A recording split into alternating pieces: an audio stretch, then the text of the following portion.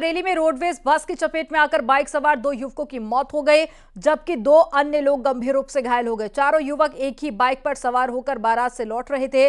घायलों में एक की हालत गंभीर है और साथ ही आपको बता दें उसे लखनऊ रेफर किया गया है, जबकि दूसरा जिला अस्पताल में भर्ती है। मामला भदूखर थाना क्षेत्र के मनहेरू गांव के पास का है। तस्वीरें आपको अस्पताल की दिखा रहे हैं, जहां पर गंभीर रूप से जो लोग घायल थे उन्हें भर्ती कराया गया।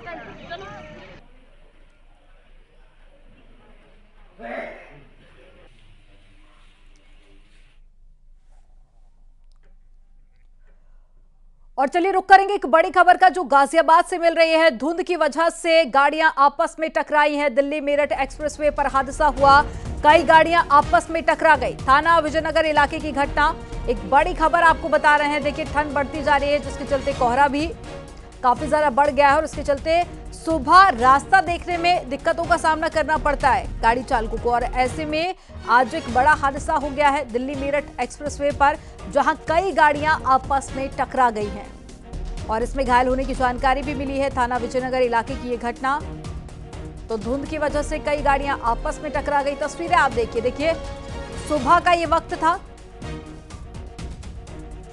और उसी दौरान धुंध बहुत ज्यादा थी, जिसके चलते कई गाड़ियां आपस में टकरा गई। ये तस्वीरें आप देखिए, एक के बाद एक कई गाड़ियां आपको तस्वीरों में नजर आएंगी और ये सभी गाड़ियां आपस में टकराई। दिल्ली मेरठ एक्सप्रेसवे की ये तस्वीरें आज सुबह की, जब कोहरे के चलते गाड़ियां आपस में टकरा गई। और देखिए जो गाड़ियां हैं उनको काफी नुकसान भी पहुंचा है। हालांकि जो अंदर लोग मौजूद थे उनकी हालत कैसी है, इसको लेकर पुलिस जांच करेगी। तो ये तस्वीरें आप देखिए, गाड़ियां आगे से पूरी तरह से क्षतिग्रस्त यहाँ पर नजर आ रही। सुबह यू टर्न पे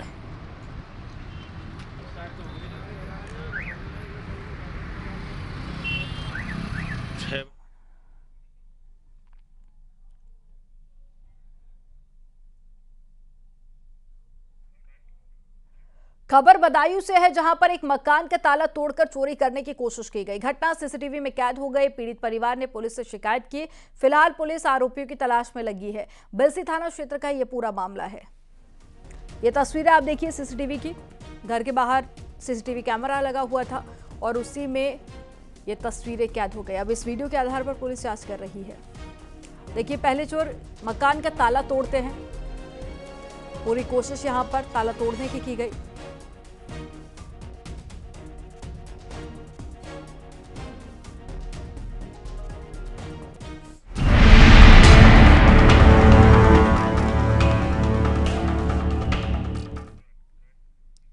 और चलिए रुक करेंगे एक बड़ी खबर का, जो लखनऊ से मिल रही है। आज सीएम योगी आदित्यनाथ एक बार फिर से नियुक्ति पत्र बांटेंगे।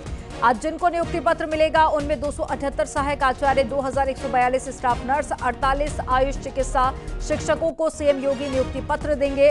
आपातकालीन एम्बुलेंस सेवा के अंतर्गत 674 एम्बुलेंस और साथ ही 81 एडवांस लाइफ सपोर्ट एम्बुलेंस का फ्लैग ऑफ भी करेंगे।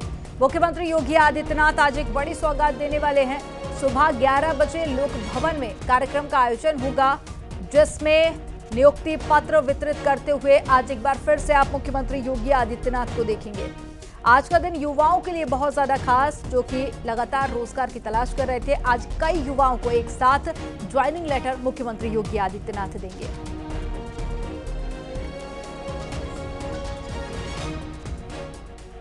तो यूपी सरकार लगातार रोजगार को लेकर पहले भी कई फैसले ले चुकी है और लगातार युवाओं को रोजगार किस तरह से बहाल किया जा सके, इसको लेकर भी लगातार राज्य सरकार कदम उठा रही है। और इसी के चलते हम वक्त वक्त पर देखते हैं कि कई लोगों को, कई युवाओं को मुख्यमंत्री एक साथ ज्वाइनिंग लेटर देते हैं।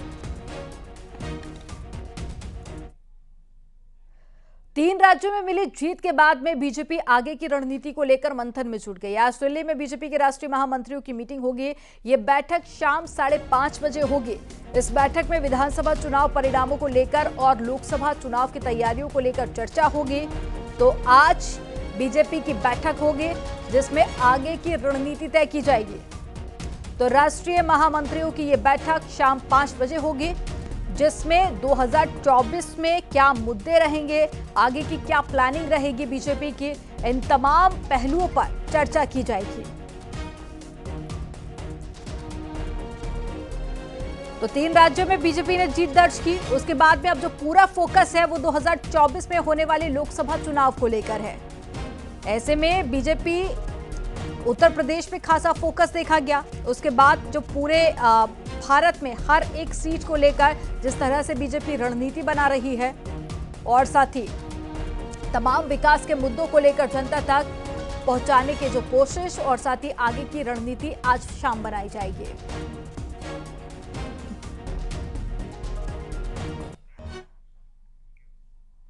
यूपी बीजेपी को जल्द ही नया प्रभारी मिलेगा। जल्द नया प्रभारी नियुक्त करेगी Bharatiya Janata party. UP BJP प्रभारी राधा मोहन सिंह का कार्यकाल खत्म हो चुका है। केंद्रीय मंत्री अनुराग ठाकुर, नितिन पटेल और सीआर पाटिल के नामों पर चर्चा चल रही है। तो जल्द ही नया प्रभारी बीजेपी घोषित कर देगी। हालांकि वो नाम भी हम आपको बता रहे हैं जिनको लेकर लगातार चर्चा चल रही है। राधा मोहन सिंह जो कि बीजेपी के प्रभारी, उनका कार्यकाल खत्म हो चुका है। तो केंद्रीय मंत्री अनुराग ठाकुर, नितिन पटेल और सीआर पाटिल, ये वो नाम है जिनको लेकर चर्चा की जा रही है। इन्हीं में से कोई एक प्रभारी नियुक्त किया जा सकता है।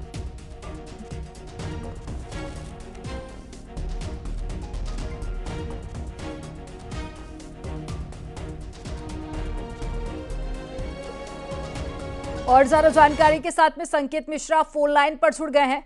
संकेत, कब तक नए प्रभारी की घोषणा बीजेपी कर सकती है? साथ ही जो नाम सामने आए हैं, मंत्री अनुराग ठाकुर की बात कर रहे हैं, नितिन पटेल या फिर सीआर पाटिल की, तो क्या लग रहा है वो कौन सा नाम जिसके नाम पर अंतिम मोहर लग सकती है?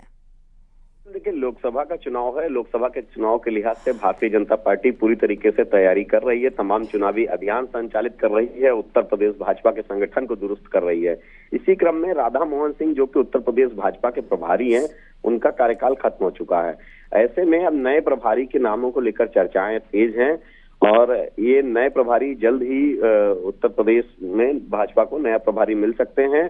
और इसमें जिन नामों की चर्चा है वो संगठनात्मक लिहाज से जो मजबूत काम करने वाले प्रभारी नेता होंगे, उनको ही उत्तर प्रदेश जैसे बड़े राज्य की कमान दी जाएगी, उनको बीजेपी का प्रभारी बनाया जाएगा। इसमें जो सबसे ज्यादा चर्चा है वो है अनुराग ठाकुर के नाम पर। दरअसल विधानसभा चुनाव में अनुराग ठाकुर पूरी तरीके से सक्रिय रहे और यहाँ पर उन्होंने 2022 के विधानसभा चुनाव में संगठनात्मक गतिविधियों में पूरी तरीके से हिस्सा लिया। इसके अलावा अगर बात करें, पूर्व उप मुख्यमंत्री हैं नितिन पटेल, उनके नाम को लेकर भी चर्चा है। नितिन पटेल को दरअसल संगठनात्मक लिहाज से उत्तर प्रदेश में हारी हुई कई सीटों की जिम्मेदारी दी गई थी और उन पर वो लगातार काम कर रहे हैं। ऐसे में नितिन पटेल के नाम को लेकर चर्चा है और सीआर पाटिल जो कि गुजरात के बड़े नेता हैं, प्रदेश भाजपा के अध्यक्ष हैं। तो ऐसे में एक बात साफ है कि भारतीय जनता पार्टी उत्तर प्रदेश में अब नए प्रभारी की नाम का जल्द ऐलान कर सकती है। केंद्रीय नेतृत्व इस पर मंथन कर रहा है और प्रदेश भाजपा के अध्यक्ष भूपेंद्र चौधरी से पिछले दिनों चर्चा भी इस संबंध में हुई थी। तो जाहिर सी बात है कि अब नए प्रभारी के नाम का भारतीय जनता पार्टी का राष्ट्रीय संगठन ऐलान कर सकता है। जानकारी साझा करने के लिए बहुत शुक्रिया संकेत आपका।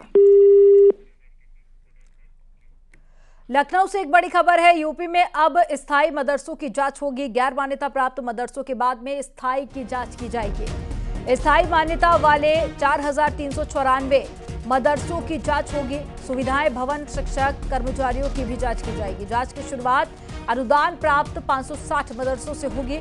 अल्पसंख्यक कल्याण विभाग ने 2 सदस्यीय कमेटी का गठन किया।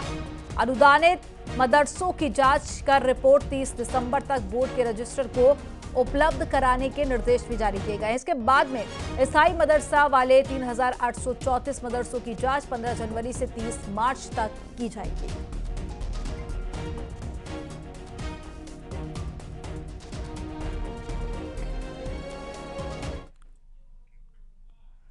और चलिए रुक करेंगे एक बड़ी खबर का। 6 दिसंबर को दिल्ली में इंडी गठबंधन की बैठक होगी। अखिलेश यादव नहीं लेंगे इसमें हिस्सा। एक बड़ी खबर आपको बता रहे हैं सूत्रों के हवाले से। महासचिव रामगोपाल यादव पहुंच सकते हैं। तो इंडी गठबंधन की बैठक होनी है जिसमें अखिलेश यादव हिस्सा नहीं लेंगे। ये अपने आप में बहुत बड़ी खबर हो जाती है क्योंकि जिस तरह से हमने देखा कि इंडी गठबंधन में सभी विपक्षी पार्टियां एक साथ आ गई एक ही मंच पर। उसके बाद में मध्य प्रदेश के इलेक्शन के वक्त हमने देखा कि कांग्रेस और अखिलेश यादव के बीच में फूट पड़ी और अब जानकारी ये मिल रही है कि इंडी गठबंधन की जब बैठक होगी तो अखिलेश यादव इसमें हिस्सा नहीं लेंगे।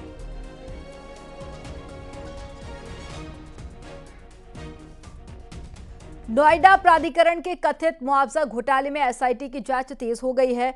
एसआईटी टीम ने जांच शुरू कर दी है। पहले दिन जमीन अधिग्रहण को लेकर फाइल खंगाली गई। जमीन अधिग्रहण और मुआवजा वितरण को लेकर फाइलों की जांच भी की जा रही है।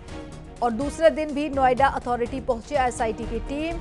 पिछले 15 साल में प्राधिकरण द्वारा बांटे गए मुआवजे की जांच शुरू कर दी गई। एसआईटी जांच में कई अधिकारियों और कर्मचारियों की बेचैनी काफी ज्यादा बढ़ गई है। पिछले दिनों गेझा गांव के मुआवजा वितरण को लेकर करोड़ों रुपए की धांधली भी सामने आई थी। नोएडा अथॉरिटी ने 2 अलग-अलग मामलों की एफआईआर भी दर्ज कराई है।